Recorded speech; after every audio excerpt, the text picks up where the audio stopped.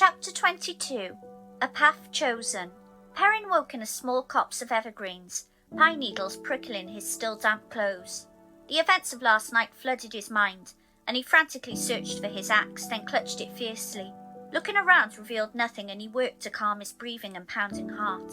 Looking back at the Arenal, he felt confident it was too deep for the shadow spawn to have crossed.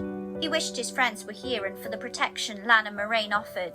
He saw no sign of his horse, unknowing if it survived the fall and crossing, and was glad for his well-soled boots.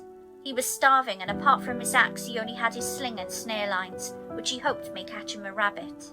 He shivered in the wind, his clothes still wet from his swim in the Arenal.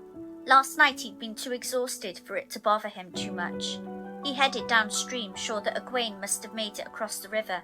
After several miles he saw a hoof print and, smiling, felt confident it must be a horse, not a Trolloc. Following the trail into the forest, he stopped in a clearing in shock. Egwene stood behind a fire, a branch held up as a weapon, her back against Bella. "I should have called out," he joked, and in response he's tackled by Egwene's hug. She told him she thought he'd drowned, then tells him to dry off by the fire, pushing him to sit down. She hands him bread and cheese, still dry from its wrappings. Here you were worrying about her, and she's done better than you did, he thought. Egwene told him, "Bella got me across. She headed away from the Trollocs and towed me along. I haven't seen anyone else." Perrin told her he hasn't either, but he also hasn't seen any shadow spawn, so that's a relief. Egwene was worried about Rand, hoping he's all right, then adds her concern for the others too. She wondered if they're looking for them. Moraine may find them any time now. She is an Aes Sedai. Perrin replied, "I keep being reminded of that. Burn me. I wish I could forget." Tartly, Egwene responds, "I didn't hear you complain when she stopped the Trollocs from catching us." Shrugging uncomfortably, he said he just wishes they could do without her, but realizes they can't. When he told her he's been thinking, she raised her eyebrow at him. He was used to that response from people who didn't know how fully he thought things through. He said they could wait for the Aes Sedai in order to find them.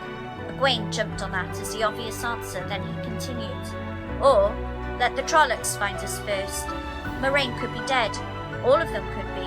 No, Egwene, I'm sorry, but it's true, they could be. I hope they're all safe and walk up to this fire any minute. The hope is like a piece of string when you're drowning. It isn't enough." Egwene quieted, staring at him, jaws set, then asked if he proposes they head downstream to Whitebridge. That is probably where the others would head to. Perrin said the Fades would work that out too, and they could be left in town with no protection if the others aren't there. Egwene asked if he means to run away and hide like Matt suggested. Perrin admitted that he'd thought about it, but whenever they think they're free, the Fades and Trollocs find them. There's probably nowhere they could hide. He doesn't like admitting it, but they need Moraine. Egwene asked where they'd go then, looking to him for answers and to take the lead. She normally never let anyone tell her what to do except the wisdom.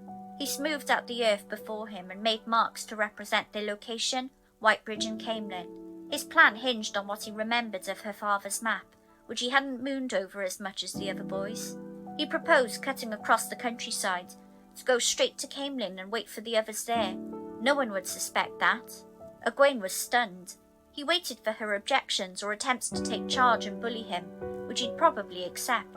To his shock, though, she agreed, adding that there must be villages and farms to ask directions from. Perrin admitted that he worries what they'll do if Moraine doesn't find them there.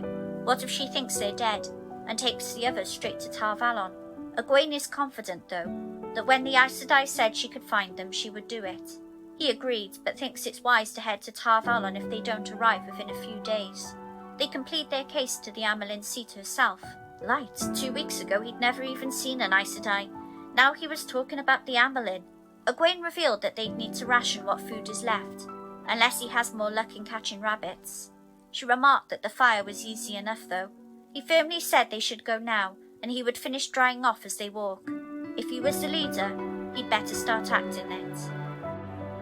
Thanks for listening. Please like, share and subscribe and help get a new channel off the ground. Thank you.